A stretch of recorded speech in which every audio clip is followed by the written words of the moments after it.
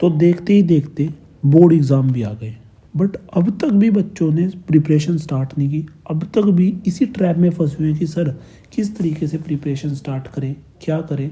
देखते ही देखते, क्योंकि बोर्ड एग्ज़ाम आ चुके हैं, 15 तारीख से 10th क्लास के स्टार्ट है और 17 तारीख से अपने 12th क्लास के स्टार्ट है।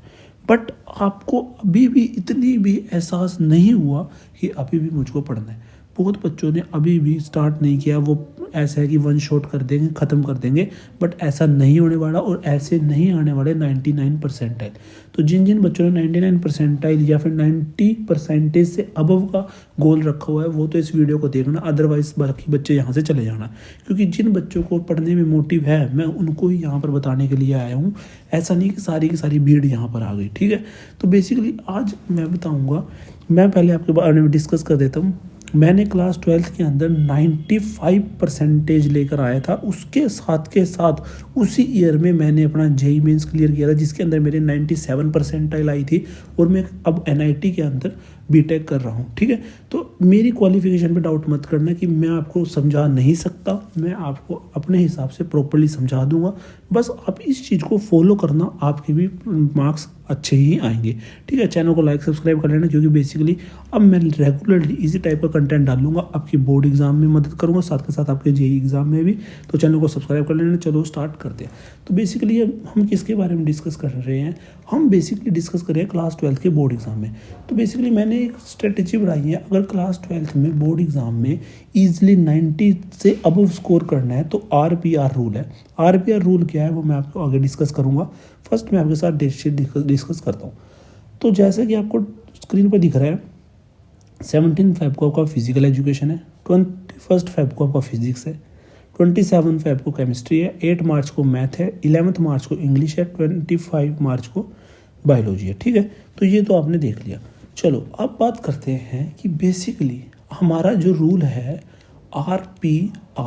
RPR ये रूल से कैसे मैं 99 परसेंटाइल स्कोर कर सकता हूँ लास्ट 15 डेज़ में। अगर मैं इसको फॉलो करता हूँ, क्या सर मैं इसको स्कोर कर सकता हूँ? हाँ बिल्कुल कर सकते हो, अगर आप इसको लास्ट 15 डेज़ में फॉलो करते हो।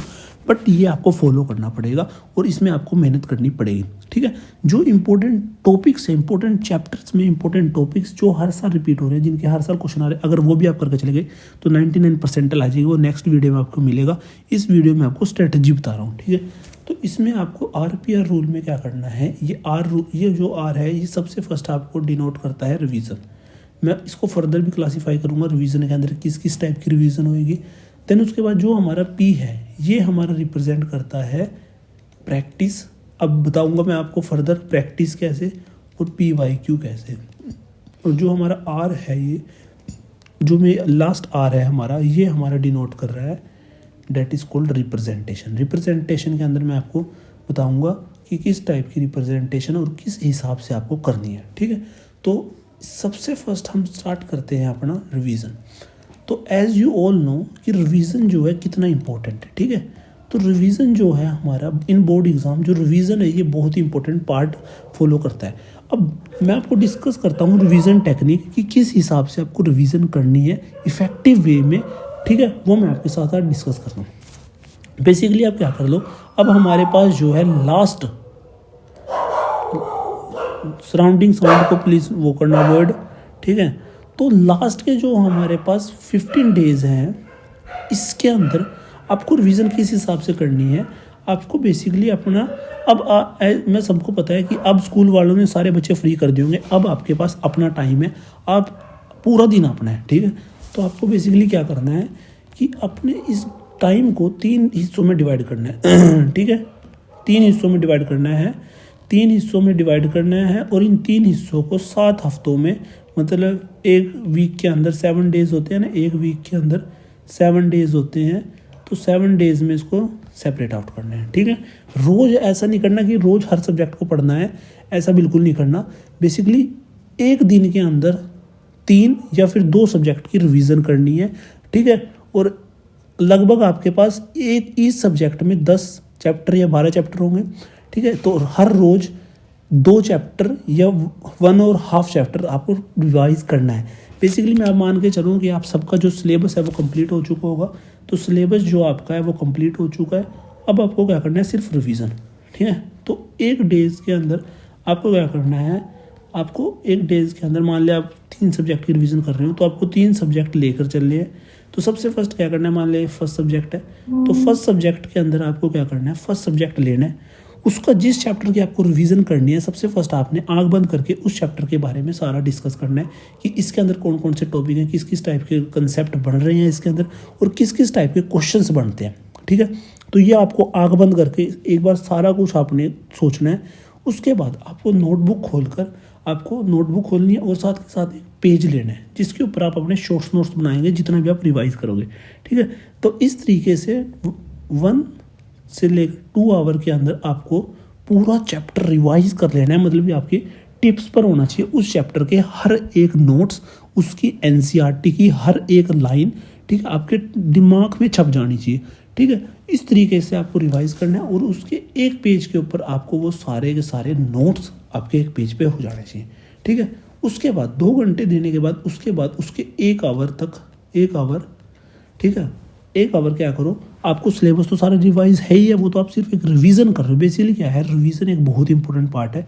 आपको पता है कि बोर्ड एग्जाम के अंदर रिवीजन इतना इंपॉर्टेंट पार्ट है क्योंकि बोर्ड के अंदर आपको एक परफेक्टली लिखना पड़ता है, each and everything, derivations, each and every step लिखना पड़ता है। और जितनी आप रिवीजन करोगे उतनी आपकी रिप्रेजेंटेशन और लिखना उतना ज़्यादा हो जाएगा। ठीक है, जितना ज़्यादा आप परफॉर्म कर पाओगे उतने ज़्यादा मार्क्स आएंगे, ये सबको पता है। तो इसलिए रिवीजन बहुत इंपॉर्टेंट है। ठीक है, तो रिवीजन करने के बाद आपको क्या करना है, 1 आवर उसी चीज़ के क्वेश्चन प्रैक्टिस करने हैं। ठीक है, क्वेश्चन प्रैक्टिस करने, फिर उसके बाद वैसे ही आपको सब्जेक्ट 2 लेना है। सब्जेक्ट 2 लेने में वैसे ही करना है कि आपको एक पेज पर उस सब्जेक्ट जो भी चैप्टर रिवाइज करो उसके सारे छोटे पॉइंट सारे रिवाइज करके लिख देने हैं और फिर उसके बाद उसके क्वेश्चन करने, फिर वैसे ही सब्जेक्ट 3। तो इस तरीके से आपको अपने डे को डिवाइड करना है। ठीक है, और ये चीज़ देख लेना कि आपका पेपर किस शिफ्ट में होने वाला है, तो और उस शिफ्ट में ही अब अपने प्रीवियस ईयर क्वेश्चन सोल्व कर लेना। ठीक है, जिस भी शिफ्ट में आपका पेपर होएगा, जिस शिफ्ट में आपका पेपर होएगा ना, मान के चल आपका मॉर्निंग शिफ्ट में है या फिर इवनिंग शिफ्ट में है, तो उसी शिफ्ट में अपने प्रीवियस ईयर क्वेश्चन आप जो प्रैक्टिस करते हो बैठकर, प्रॉपर 3 घंटे बैठकर उन क्वेश्चन को प्रैक्टिस करो, ताकि आपको पता चले कि इस तरीके से अगर मैं प्रैक्टिस करूंगा तो मैं अपने पेपर को कंप्लीट कर पाऊंगा। अदरवाइज वहाँ पर 3 आवर में आप पेपर कंप्लीट नहीं कर पाओगे। ठीक है, तो जिस भी टाइम में आपका पेपर है उस टाइम में उस शिफ्ट में बैठकर अपना प्रीवियस ईयर सोल्व करो। ठीक है, तो ये सबसे फर्स्ट है रिवीजन टेक्निक। तो एज यू ऑल नो कि रिवीजन मैंने आपको बता दिया कि रिवीजन जो है बहुत ही इंपॉर्टेंट पार्ट है और रिवीजन आपको किस तरीके से करनी है। ठीक है, तो रिवीजन के अंदर आपको क्या करना है, सबसे पहले 2 आवर रिवाइज करना है जो भी चैप्टर है, साथ के साथ उसके एक पेज पर शॉर्ट नोट्स बनाने हैं। ठीक है, एक पेज पर आपको शॉर्ट नोट्स बनाने हैं। उस शॉर्ट नोट्स के बाद आपको 1 आवर्स तक उसके क्वेश्चन प्रैक्टिस करने हैं। ठीक है, तो इससे आपका इस तरीके से आपका एक दिन के अंदर एक सब्जेक्ट का 1 या 2 चैप्टर कंप्लीट हो जाएगा और 10 और 15 दिन के अंदर आपकी सारी बुक रिवाइज हो जाएगी विद क्वेश्चंस के साथ साथ। और रोज की रोज आपको क्या करना है, एक प्रीवियस ईयर क्वेश्चन बोर्ड का लास्ट ईयर वो आपको प्रिपेयर करना है। ठीक है, सबसे फर्स्ट आपकी रिवीजन हो गई। रिवीजन के बाद आपकी नेक्स्ट जो टिप थी वो मैंने आपको बताई थी। सबसे फर्स्ट आर थी, उसके बाद नेक्स्ट जो था हमारे पास P. What is called P? P is called the practice plus PYQs। ठीक है, अब ये है सबसे important part, previous year plus PYQ। As you all know मैंने भी बोर्ड एग्जाम बहुत बच्चों को 90+ परसेंटाइल लाते हुए देखा है, 90+ परसेंटेज लाते हुए। एक तो ये परसेंटाइल मुंह पे चढ़ गया जब से JEE मेन का पेपर देखा है। ठीक है, परसेंटेज लाते हुए देखा है। वो कैसे? सिर्फ और सिर्फ उन बच्चों का एक ही जवाब था, सर मैंने लास्ट ईयर प्रीवियस ईयर किए थे। जिन बच्चों ने लास्ट ईयर प्रीवियस ईयर किए थे उन सब ने 90+ परसेंटेज ली ही लिए हैं, चाहे उनकी प्रिपरेशन कैसी भी थी, चाहे उनकी रिवीजन कैसी भी थी। तो ये अब आ जाता है सबसे इंपॉर्टेंट पार्ट, इस पे मैं लगाता हूँ 5 स्टार। ठीक है, ये तो आपको फॉलो करना ही करना है लास्ट 15 डेज के अंदर, ये ही आपके लिए मोक्ष है। ठीक है, तो प्रैक्टिस कैसे और प्रीवियस ईयर कैसे? तो प्रैक्टिस तो आपने बेसिकली क्या करना है, आपको पता है बोर्ड एग्जाम के अंदर हमारे पास डेरिवेशंस आती हैं। ठीक है, क्योंकि ये तो वैसे होता है पेपर लिखने का, डेरिवेशंस आती हैं प्लस साथ के साथ हमारे पास न्यूमेरिकल्स आते हैं। तो आपको क्या करना है, प्रॉपर प्रैक्टिस के साथ आपको बोर्ड एग्जाम में न्यूमेरिकल डेरिवेशंस लिख कर प्रैक्टिस करनी है। ठीक है, सबसे फर्स्ट आप, और देन हमारे पास जो PYQs हैं इसके अंदर आपको ज़्यादा नहीं, बस लास्ट जो 5 ईयर के PYQs हुए हैं लास्ट 5 ईयर्स के, और उसमें हमारे पास कोरोना टाइम भी आएगा। उस कोरोना टाइम के आपके सारे PYQ सोल्व करने हैं, क्योंकि आपको पता है कि हमारे बोर्ड एग्जाम के अंदर अभी भी 10 से 20 मार्क्स के 1 मार्क्स क्वेश्चन आते हैं ना, तो वो उन्हीं पेपर से आएंगे। ठीक है, जो आपके 1 मार्क्स क्वेश्चन बनेंगे ना 10 से इन पेपर्स के अंदर, वो आपको कोरोना टाइम में जो हमारे पास पेपर्स आते थे वो टिक द करेक्ट आते थे, तो उनके क्वेश्चंस जरूर करना। उससे आपके क्या होंगे, जो 1 मार्क्स के वो जितने भी क्वेश्चन आते हैं अभी भी आते हैं ना, वो 10 मार्क्स के या 20 मार्क्स के, वो आपके बिल्कुल अच्छे से हो जाएंगे। और जो बाकी पेपर्स हैं उनमें आपको क्वेश्चंस देखने की कौन कौन से क्वेश्चन हर साल रिपीट हो रहे हैं उन क्वेश्चंस को। ठीक है, इसके अंदर आपको क्या करना है, पेपर एनालिसिस करना है। बेसिकली PYQ किस लिए किए जाते हैं, क्या, ताकि आपके पास एक पेपर एनालिसिस हो। पेपर एनालिसिस के अंदर आपको क्या करना है कि कौन सा क्वेश्चन हर साल रिपीट हो रहा है। सबसे फर्स्ट क्वेश्चन कौन सा हमारा रिपीट हो रहा है, जो सा क्वेश्चन आपका रिपीट हो रहा है हर साल उसको देखना है। दूसरा, आपको कौन से क्वेश्चन नहीं कर पा रहे, नहीं हो रहा है कोई क्वेश्चन, वो देखना है किस वजह से नहीं हो रहा। ठीक है, अगर वो नहीं समझ में आ रहा तो उसको रट लो, कुछ भी करो, क्योंकि वो जो क्वेश्चन हर साल रिपीट हो रहा है वो इस साल भी आएगा। ठीक है, तो इस वजह से मैं बोल रहा हूँ PYQ बहुत इंपॉर्टेंट है। PYQ आप जरूर करना। ठीक है, अगर नहीं किए तो मार खाओगे आप। ठीक है, तो प्रीवियस ईयर जरूर करना अगर 90+% चाहिए तो। सेकंड रूल भी कर लिया कि प्रैक्टिस करनी है आपको, प्लस PYQ करनी है। PYQ लास्ट 5 साल के कर लो, बहुत है, अच्छे मार्क्स बन जाएंगे। ठीक है, किस हिसाब से करने वो मैंने आपको बता दिया कि जो भी आपका शिफ्ट टाइमिंग है, अगर मॉर्निंग शिफ्ट है तो मॉर्निंग में करो, इवनिंग शिफ्ट है तो इवनिंग में करो, प्रॉपर 3 घंटे बैठकर उसको करो। ठीक है, तो ये आपको करना है। उसके बाद नेक्स्ट मैं चलता हूँ, डेट इज कॉल्ड RPR।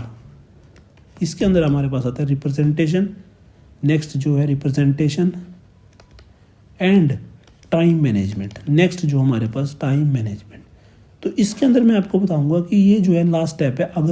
अगर आपने इस पे भी फोकस कर लिया तो आपका एग्जाम में 90+% लेके आने के लिए कोई नहीं रोक सकता। तो ये रिप्रेजेंटेशन, आपको पता है कि जो बोर्ड एग्ज़ाम है, बोर्ड एग्ज़ाम हमारा, ये भी हमारा कोई ना कोई इंसान ही चेक करता है, रोबोट तो चेक नहीं करता। तो इंसान के अंदर आपको पता है इमोशंस तो होते हैं। ठीक है, बोर्ड एग्ज़ाम जो है ये करता तो कोई इंसान ही चेक है ना यार, इंसान ही चेक करता है, तो इंसान के अंदर तो एक इमोशन होंगे। ठीक है, आपको पता है आपके अंदर, आपको साइकोलॉजी का पता होना चाहिए ह्यूमन बीइंग की, कि उसको किस तरीके की रिप्रेजेंटेशन पसंद है। अगर मैं आपको एक पेज पे ऐसे लिख के दे दूँ कुछ भी आंसर, एक पूरे ऐसे लिख के दे दूँ, और दूसरे पेज पे अगर मैं आपको कोई आंसर ऐसे पॉइंट में लिख के दूँ, ऐसे लिख के दूँ, ऐसे लिख के दूँ, ऐसे, आप ही बताओ खुद कि आप किसको जल्दी चेक कर पाओगे। आप इसको जल्दी चेक कर पाओगे। अगर आप जल्दी चेक कर पा रहे हो किसी चीज़ को, तो ऑब्वियस सी बात है उसमें मार्क्स ज़्यादा आएंगे। तो मार्क्स अगर ज़्यादा आ रहे हैं रिप्रेजेंटेशन करके, तो क्यों नहीं लिखते आप ऐसे। तो बेसिकली बोर्ड के अंदर ये फंडा है कि आपको रिप्रेजेंटेशन करनी आनी चाहिए। इसकी भी मैं एक अलग से वीडियो बनाऊंगा कि रिप्रेजेंटेशन में किन किन स्टेप्स को लेकर चलना चाहिए। तो रिप्रेजेंटेशन में क्या, आपको पॉइंट्स में जहाँ पर लिखना है वहाँ पर पॉइंट्स में लिखो। ठीक है, जहाँ पर लेंदी लिखने को बोल रहा है वहाँ पर लेंदी लिखो। ठीक है, जहाँ पर जो फॉर्मेट में बोल रहा है वहाँ पर उस फॉर्मेट में लिखो। राइटिंग और देन उसके बाद डेफिनेशंस को हाईलाइट करो ताकि पता लगे कि इसके बारे में लिखा हुआ है। तो इस तरीके से अगर आप प्रॉपर रिप्रेजेंटेशन के साथ अपने पेपर को फॉलो करोगे तो आपको जो एग्जामिनेशन में प्लस पॉइंट मिलेगा उन बच्चों के हिसाब से जिन्होंने भी सेम पेपर किया है आप जैसा, आपको प्लस पॉइंट मिलेगा। ठीक है, क्योंकि बोर्ड एग्जाम के अंदर बहुत होता है ऐसा। ठीक है, पहली बात। अब ठीक है, और साथ के साथ दूसरी, आपको टाइम मैनेजमेंट भी आना चाहिए। बेसिकली अगर आपको टाइम मैनेजमेंट नहीं पता कि आपको फर्स्ट क्या चीज़ अटैम्प्ट करनी है, फर्स्ट क्या अटैम्प्ट करना है। ठीक है, फर्स्ट क्या अटैम्प्ट करना है, कि आपको फर्स्ट अटैम्प्ट ये करना है कि मतलब 1 मार्क्स क्वेश्चन फर्स्ट अटैम्प्ट करने हैं या फिर 5 मार्क्स क्वेश्चन अटैम्प्ट करने हैं, क्या अटैम्प्ट करना है। अगर आपको नहीं पता, मैं नहीं बताऊंगा आपको कि 1 मार्क्स 5 मार्क्स, ये आपको खुद देखना पड़ेगा कि अगर आप इन क्वेश्चन को पहले करोगे तो आपको लास्ट में टाइम मिलेगा या नहीं मिलेगा, वो आपको खुद देखना है। ठीक है, तो ये मैंने 3 स्टेप बता दिए, इन 3 स्टेप को आपको फॉलो करना है अगर आपको बोर्ड के अंदर अच्छे एग्जाम लेके आने हैं। ठीक है, मैं आपको यही बताता हूँ, और लास्ट के लिए बेस्ट ऑफ लक। ठीक है, जिन जिन बच्चों को अच्छे मार्क्स लेके आने वो इनको फॉलो करो, अदरवाइज आप लास्ट में पछताओगे। ठीक है, चैनल को सब्सक्राइब कर लो फर्दर इन्फॉर्मेशन के लिए।